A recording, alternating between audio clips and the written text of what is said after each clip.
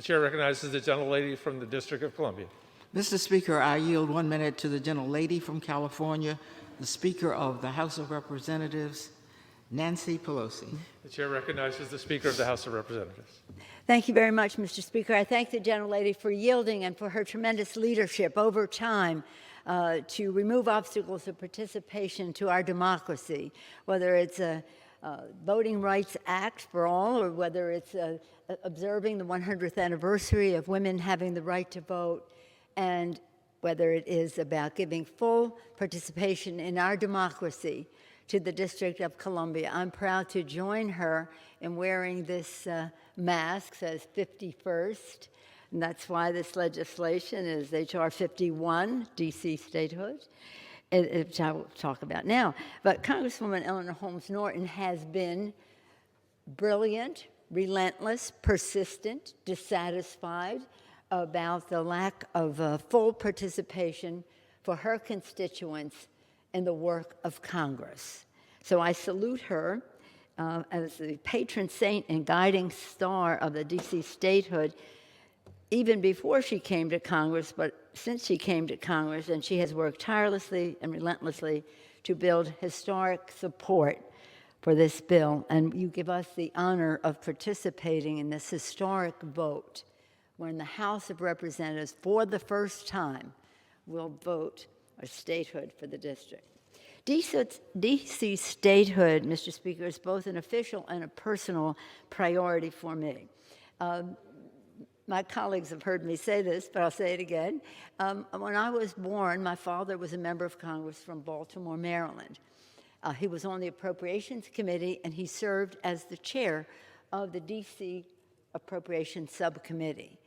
At that time, they tell me, that person would be regarded as the mayor of, unofficial mayor of Washington, because that Appropriations Committee made all the decisions, so many decisions for the District of Columbia.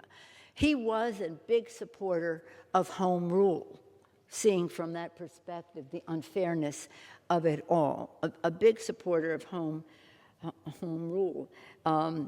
So in any event, he did his job in a way to try to make a path.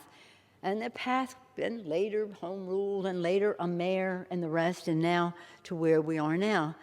So yesterday someone said, can you find middle ground? This is middle ground. The status quo is. We have to go forward. And I later had the privilege of serving on the Appropriations Committee, on the District of Columbia subcommittee, and I saw the obstacles to home rule that some in our Congress would put forth, diminishing the self-determination that the people of the District of Columbia should have. Statehood for the district is about showing respect for our democracy. It's not just about the district, it's about our democracy, for the American people and for our U.S. Constitution, yes. The Constitution begins with our beautiful preamble, "We the people," setting out our founders' vision of a government of, by, and for the people of the United States. It doesn't say except for the District of Columbia. Yet for more than 2 centuries, the residents of Washington, D.C. have been denied their right to fully participate in our democracy. Instead, they have been dealt the injustice of paying taxes, serving in the military, and contributing to the economic power of our nation while being denied the full enfranchisement that is their right. Serving in the military, fighting, risking their lives for our democracy. Fundamental to that democracy is representative government. They were willing to risk their lives for a principle, for a value, for our democracy, while where they lived was being denied that full opportunity. Today, by passing H.R. 51, Washington, D.C. Admissions Act, to admit the state of Washington Douglas Commonwealth. State of Washington Douglas Commonwealth to the Union. That would be Frederick Douglass. from Maryland, but who lived in the District of Columbia, an abolitionist and a suffragist, actually.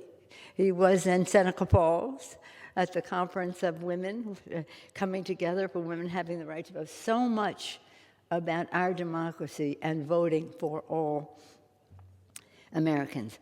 In doing so today, we will bring our nation closer to the founding ideals that all are created equal and all deserve a say in our democracy. With that, I urge a bipartisan vote, I hope, again, but a strong vote in the House for this very important legislation important to our democracy, to our Constitution. And I thank again and salute Eleanor Holmes Norton for her leadership, working with our distinguished leader, Mr. Hoyer, for whom this has been a priority. We're proud that this is on the floor today. Thank you, Mr. Speaker. I yield back. Thank you. The gentlewoman reserves. The chair recognizes the gentleman from Georgia. Mr. Speaker, may I